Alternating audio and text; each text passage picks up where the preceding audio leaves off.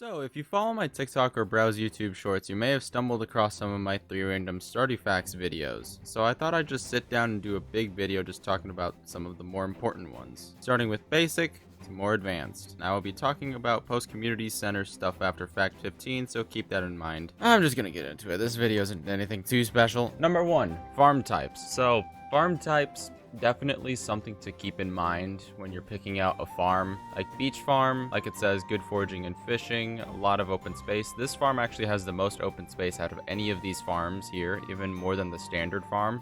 We got the Four Corners farm, which is better for multiplayer. Wilderness, which just makes it so mobs can spawn. But this farm is honestly just not good, because I'll explain later why it isn't. Hilltop farm is okay. Honestly, the rest of these farms are really up to preference. My favorites are the forest and the beach farm. Number 2, advanced game options. So if you click this little wrench here, you'll get a bunch of things that you can do. The first one that you'll see is community center bundles. You can make them normal or remixed, and there's a bunch of different remixed things. If you're curious about them, I would recommend going and checking out the Stardew Wiki, because that's like the most reliable source of information. And also you can guarantee that you can complete the community center year 1 if you want to.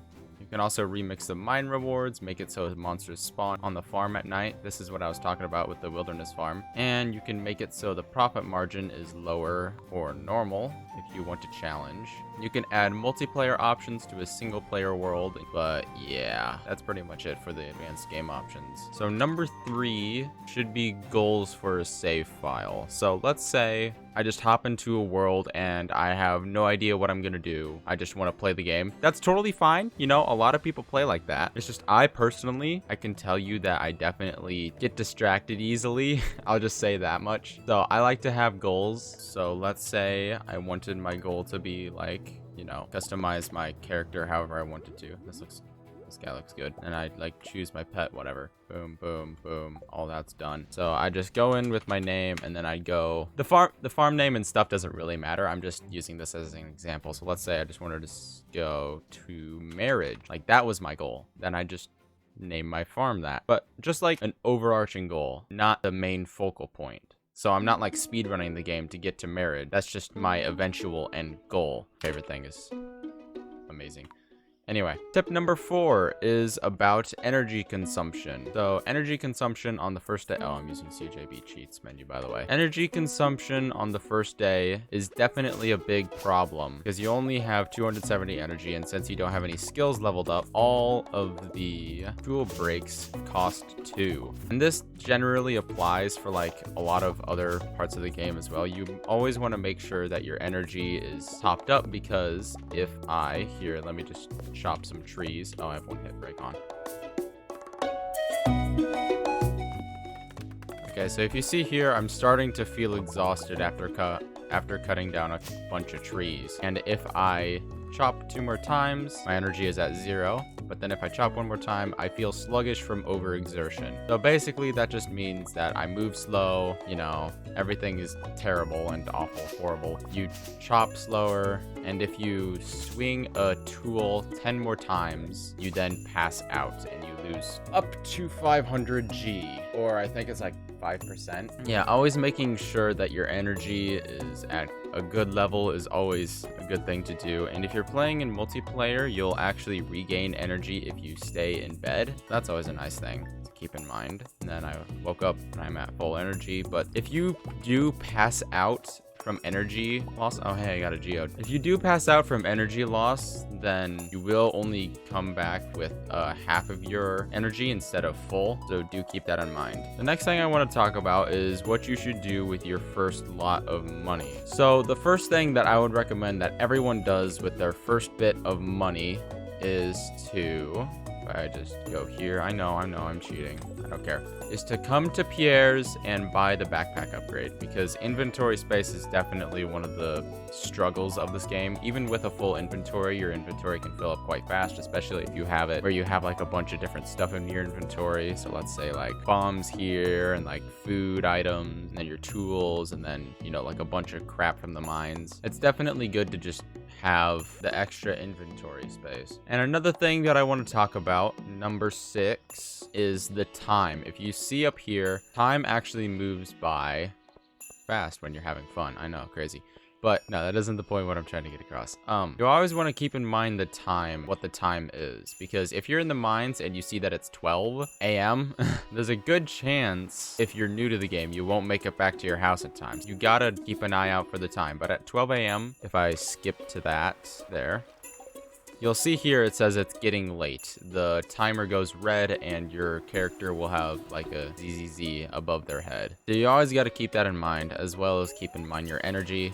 Oh, hey, caught a fish. Look at that. Another good point to come across is a lot of things in this game, if you're not playing multiplayer, pause the timer. So, like eating, for example, or if there's like a split-second window where it pauses the timer when you pick up something. But anyway, as you can see, 1 a.m. rolls around, the timer like wiggles around a bit, and then I get another sleepy bubble. And then, when it becomes 2 a.m., your character passes out, and you wake up back at your house, and you lose money. And I think you get, yeah. Man, you're lucky I found you last night. You were unconscious and someone was searching your pockets. I have no idea how much money they took. They ran away as soon as I approached. Be more careful, Linus. But if you do pass out, if you like get to your farm, or if you pass out in your house, you don't lose any money, so keep that in mind. At least I think if you get to your farm and you don't pass out, you don't lose any money. Someone would have to tell me in the comments. Anyway, okay, so number 7 is organization. Your starter house is very small. You want to keep it as organized as possible. My usual go-to is in the early game, on my first day, I'll get enough wood for 2 chests, and I will color them accordingly. I'll put them like right here, and I'll make one green and another one black. This one, I'll put all of my like forgeable stuff, and this one I'll put all my mining stuff. So like stone, coal, geodes. This one I'll put like fiber, mixed seeds, and also my tools. And when I finally get enough wood to make a 3rd chest, get another chest here, I'll color this one white. And then that's where I'll put all of my like tools and decorations and other stuff. And then, you know, it's very nice. Now, another thing with organization is that you don't have to strictly place things in your house. You see a lot of people kind of just not touch their house and instead opt to keep all of their organization outside. So they'll do stuff like this. Maybe not like exactly like this, but you know, something like this. So then they just have a bunch of chests and their furnaces. Yeah, the organization, definitely a key factor, so then you don't lose track of everything. So because I definitely like color coding, so my color coding is usually this color of chest is like fishing. This color of chest would be like mining stuff. This color would be like tools and decorations. This would be like farming and foraging stuff. And then I usually do pink for like cooking. But then as time goes on and I upgrade the house more, I'll have different colored chests for everything. Random chests, but they're color coded so I know which one has what. And then another thing to keep in mind is actually, I think they added this in 1.5. If you place a dresser down, which can only be placed inside, or if you get a dresser, you place it down, you can actually put all of your clothing in here. So it's a lot more organized. Very good to have, and it also is unlimited space. So you don't have to worry about the chest's 36 inventory slot thing. Number 8, your house. So the house is the second best thing besides tools that I would say that you should upgrade. For first money needs, my list is definitely seeds, backpack, tools, and then house. So the first house upgrade costs 10,000 G and 450 pieces of wood. So it is gonna take you a little while, but you can buy wood if you just like go straight for money and just get a bunch of money as well. Also, for another organization thing, Robin has a workbench which allows you to craft stuff from nearby chests. So for the house, 10,000 G, 450 pieces of wood, and it becomes so much bigger. Like it is definitely worth it to upgrade that. Like if I do this, boom, boom, upgrade house, yes, fast forward in time because I'm hacker man. And there you go. Here's the upgraded house. So you'll get all this room for more organization and more decorating if you'd like, which I definitely recommend doing. Oh yeah, and also you can pick up dressers that have stuff in them. I didn't actually realize that was a thing. Anyway, yeah, house, definitely good to upgrade it. The upgrades get increasingly more expensive, but they get better stuff. You only need the house level 2 to be able to marry someone though, so that's nice. Number 9, equipment. So, as you'll progress through the mines, you'll get stuff like rings. You'll get a bunch of different rings and tools and weapons. So usually, like, at first you'll get like a magnet ring, maybe a glow ring, like some of the more basic rings, like a ring of Yoba. Don't craft this, by the way, it's worthless. So you get stuff like this, and then you'll also get like some boots, so maybe like combat boots or leather boots or thermal boots.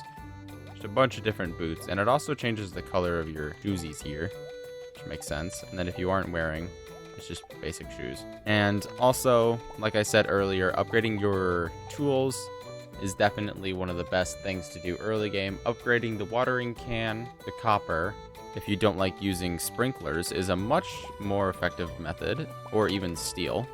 If I come here and I hold down the watering can, you'll see it creates a 3 line. And if I hold down the steel watering can, it creates a 3 and then a 5. And this goes all the way up to iridium, which is the highest tier. 3, 5, 3x3, and then a 3x6. Anyway, yeah, upgrading equipment, definitely a lot better. If we look here, you saw how the normal axe, if I just take out a normal axe, 1, 2, 3, 4, 5, 6, 7, 8, 9, 10. It takes 10 chops to take down a normal tree with the normal axe. But if we use the iridium axe, which is the highest tier, 1, 2. You see how important this is. Number 10, skills. So you may have seen that I have foraging level 1. And if I hover over foraging, you'll see +1 axe efficiency. Now, what do the efficiencies mean, generally speaking? So usually for mining, foraging, fishing, and farming, you'll get +1 hoe, watering can, pickaxe, axe, and fishing rod efficiencies if I have all of these to level 1. Now, basically what that means is that every 10 swings, your axe, in this case, will use 1 less energy. And also, if I just use my pro hacking skills here, if I increase my farming level, you'll see you'll also get crafting recipes, and you'll see that each farming level I'll gain +1 watering can and +1 hoe proficiency. And then if I go to level 5 farming, you'll see I get to choose a profession, which very well transitions into fact number 11, skill trees. So each 5 levels, which you only level up to level 10 in each skill, you'll get a proficiency to choose from. So for level 5 farming, you'll get to choose between rancher or tiller. So most people early game are probably going to choose tiller, since they're farming a bunch anyway. Now this just makes it that if I go to farming level 10, you'll see that the professions are for farming stuff. So artisan goods, wine, cheese, oil, etc. are worth 40% more, and agriculturist, can't talk, all crops grow 10% faster. Now, if I choose like artisan or something, and I reset my skills, and I choose rancher instead of tiller, you'll see they're different. So my professions, instead of artisan and agriculturist, are now shepherd and coop master. So depending on which path you're going, like if you're going for eggs or if you're going for barn animals, you'll choose either one of these. So let's just say I pick coop master, and now I am farming level 10. I cannot increase my level anymore, as you can see here. I am level 10, and that is it. I gain +10 hoe efficiency and +10 watering can efficiency, which means my hoe and my watering can only take 1 energy each to use. Alright, number 12, socialization. So, if you can see here, you have a mailbox. You'll get letters now and then, which can give you quests and other things to do in exchange for money or other things. So let's say I get someone like Jody, who I'm currently at 0 hearts with. Let's say I give her gifts until level 8. Let's say I give her gifts until level 8. If I go back to the farm and I sleep a bunch, after some time, Jody will give you stuff. Trian, this recipe of mine won first place in a cooking competition. I hope you like it. Thanks for being a friend. Jody, new cooking recipe, fried calamari. So your friends in this game will sometimes give you quests and recipes and gifts. So as you can see, Robin just lost her axe. I need to find it for her, but I'm not going to. But that's kind of the basic stuff of socialization. Oh yeah, and also if you get any of the bachelor or bachelorettes up to 8 hearts, you can give them a bouquet, and then that unlocks the last 2 hearts, and then after the last 2 hearts, you can give them a mermaid's pendant, but I will get into that later. So number 13, transitioning from the other thing, is cooking. So as you can see here, I got the fried calamari recipe, which allows me to make it, and I can make it with a squid, wheat flour, and oil. So the fried calamari is actually a really bad example to use here because it sucks. Squid are very difficult to catch, and it doesn't even give you that much stuff. It is not worth it. Another good recipe, if I know that it's a recipe, but I just don't feel like unlocking it. Look here. Fruit salad, a delicious combination of summer fruits. It gives 263 energy and 118 health, which is insane for a cooking recipe. Here, wait, let me actually figure out how you unlock it. From the Queen of Sauce, the 7th of Fall, Year 2. So it is kind of far into the game. I go to Year 2, Fall 7th, and I check the TV. Queen of Sauce, fruit salad. I go here. It takes a blueberry, a melon, and an apricot for 263 energy. That's crazy. You know how easy it is to get all this stuff? Yeah, cooking is definitely very good. Tip number 14, animals. So animals undoubtedly are one of the best money sources in this game.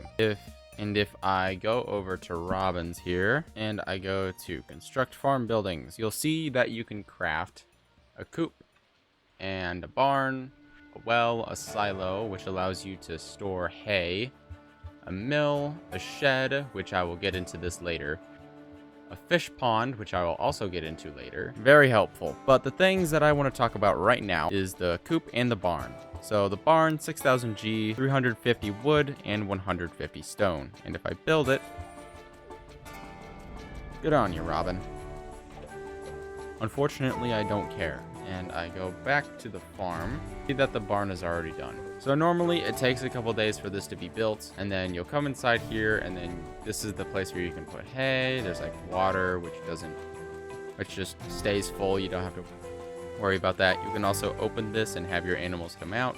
And the list of animals that you can put into a barn, you can buy cows, goats, sheep, and pigs, which require construction of better barns, or upgraded barns rather. So pigs are definitely the best money maker out there, because the level 10 foraging, you can make it so all of your forageables are iridium quality. So all of the truffles that the pigs produce are iridium quality, but that doesn't matter anyway if you put them into oil machines and make truffle oil, because each truffle oil, if I grab one right now and I sell it, each truffle oil with no buff to anything sell for 1,065 G, and that's without the artisan buff, which does in fact buff it, by the way. So that's 1,000 G per truffle oil, and if you have a full deluxe barn full of them, which can have up to 12 animals, by the way, and each pig produces about, I'd say 2 to 3 truffles on average per day, you can rack up a lot of money. Number 15, community center. Getting this unlocked and starting on this as soon as possible is definitely a big goal. So you want to come in here after you unlock it, come to the first scroll that's over here and read this. So you'll have a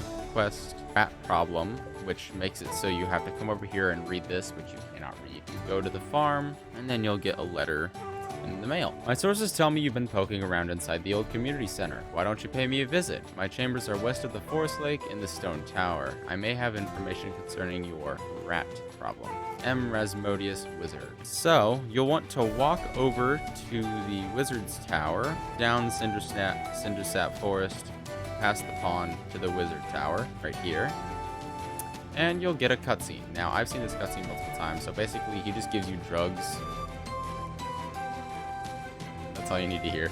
So now you can read the community center thing, which you can access in your inventory, by the way. This is not a modded thing. You can just access it from your inventory, and then you can see all the bundles. And this is not what your community center is probably going to look like if you don't check the remixed bundle thing. Like Wild Medicine is not a normal one. All of these other ones are, though. So anyway, if I go over to community center, come in here, and let's say I have all the stuff for the spring foraging bundle, and I complete the spring foraging bundle, just like that. I will get a reward, which is 30 spring seeds, which is an assortment of wild spring seeds. So this will just grow like leeks, daffodils, dandelions, and wild horseradishes in the spring. After your first bundle is completed, you will unlock 2 other bundles, the pantry and the fish tank. If I come up here, see a bunch of bundles: spring crops, animal, fall crops, summer crops, quality crops, brewer's bundle. It's honestly kind of a bad bundle, but oh well. You'll see there's a bunch of these bundles as well. So there's like river fish, crab pot, specialty fish, ocean fish, night fish. This is just the basic bundle. What the hell? I picked remixed. These are the basic bundles. These 2 are just swapped. So yeah, there's a bunch of bundles to do, which is why this is a good goal to have, because it basically just allows you to play throughout the game and gather all this stuff. So, and if you look down here, you'll see reward greenhouse. Now this reward is if you complete all of these bundles. So let's say I complete another bundle here, spring crops. Boom. I will complete the bundle, and I will grab speed grow from it. I will unlock another bundle, the furnace room. Okay, I'm tired of moving slowly. I'm just gonna increase my movement speed. I walk over here. The boiler room, my bad, will contain 3 random ore-based things. So the normal one is gonna be like bars of ore and mob drops and crystals.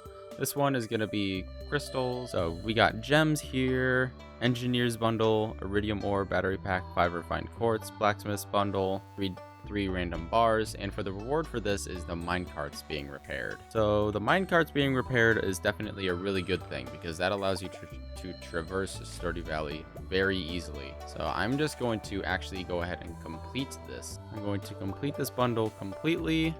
So boom, boom, boom, bundle completes. I get a free furnace. Boom, boom, boom. Bundle completes. I get a free furnace again.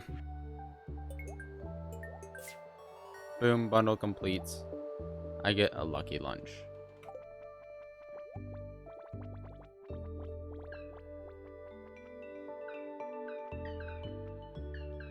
We are the Junimos, keepers of the forest. That's cool, bro.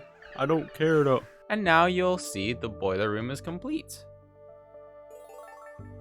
Oh, and I also unlocked the bulletin board in the vault. Now, if I come over here, you'll see that the bundle is gone.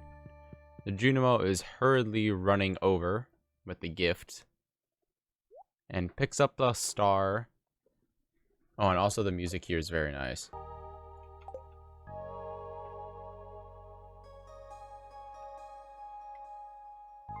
And they put the star above the fireplace.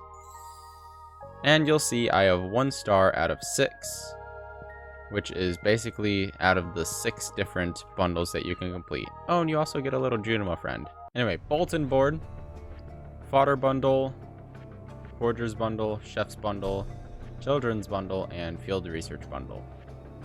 So for the reward for this bundle is friendship. You'll basically just get a heart with every single NPC, and for the vault, it's literally just capitalism. Each bundle you'll have to purchase, and they all give you different stuff. So the 10,000 G lightning rod, 5,000 quality fertilizer. You saw I got the chocolate cake, which is pretty good for early energy. Munchies. So yeah, that's the community center for you. And then when you finally complete the community center, you will get a whole cutscene, and it'll be its whole thing. And honestly, I'm running out of time, so I'm just going to do 2 more centralized, big, like, advanced tips, and then I'm gonna end the video. So, another big thing to keep you not bored of this game is decoration. So if I go big save file, Joshua, which is not my name, by the way. I don't know why I named it Joshua, but I did. If you see here, I am playing with cheats on, but I don't care because it's not going to save. I have decorated my house quite a bit. Now, it's not the best decoration, but it definitely still is decoration. And then outside, I also have this decorated a little bit. You know, we got the pigs, we got the barn animals, we got the sheds and the other stuff.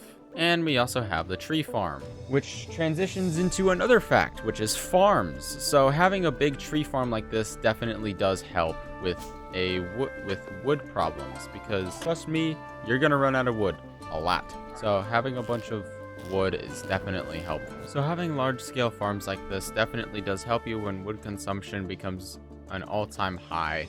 So if you don't have the beach farm and don't have something like this, putting a bunch of wood in the desert also works. Obviously, it doesn't have to be this massive. Just something like just down here would be fine too. But just having a stable source of wood is definitely very nice, especially in year 2 when it becomes more expensive. Everything becomes more expensive. Something just real quick that I want to talk about. You may have seen, if you joined my live streams, that I have a couple fish ponds here. So I definitely recommend having a couple fish ponds. I have sturgeons and I have eel, and I also have lava eel. So lava eel can give you spicy eel, which is this. It gives +1 luck and +1 speed. Very good food option. The eels also can give spicy eels, but they are also just eels. So you can fish these up and then they'll grow back, which is nice. And then sturgeon roe produces caviar, which this is a modded thing, but this is where I keep all of my kegs and stuff in. So we got caviar, which comes from sturgeon roe, which is also a very good money item. And finally, some bigger money-making methods. I told you earlier about truffles and truffle oil, but another good one is having some big sheds, having a bunch of ancient seeds, and then turning it all into wine. So both of these sheds are full of the starfruit, or is it ancient fruit? I think I'm using up starfruit right now. But melons, starfruit, and ancient fruit give the best wine like sales. Definitely get this going as soon as possible. Kegs are pretty expensive. 30 wood, 1 copper bar, 1 iron bar, and 1 oak resin. So definitely getting a tapper farm set up is also helpful. You get as much oak resin as you can, so you can get all this going. You don't need 2 big sheds. This is just what I have because I've been playing this game for a while. Oh, hey, there's a meteorite here. And then one last thing that I just wanted to talk about is mods. So if you're getting bored with the game and you want stuff like this, you know, like bigger greenhouses, you know, have the greenhouse have a basement, just stuff like this where it's quality of life and it's just super nice to have. Or if you want to completely redo the game, like I have a mod called Heelys right now, but I have to suspend my auto hotkey thing. Suspend hotkeys. If I press space, I just have a Heely. I have Heelys and I can just zoom around. Modding the game is like making your own mods is obviously very difficult, but adding mods to your game with the power of Smappy is very easy. Oh, I messed up the camera there. But yeah, that's pretty much just some of the tips, some things that I use in my day-to-day Stardew gameplay that are pretty helpful. So yeah, if you like this video, make sure to like, subscribe, other socials, I guess. Yeah, peace.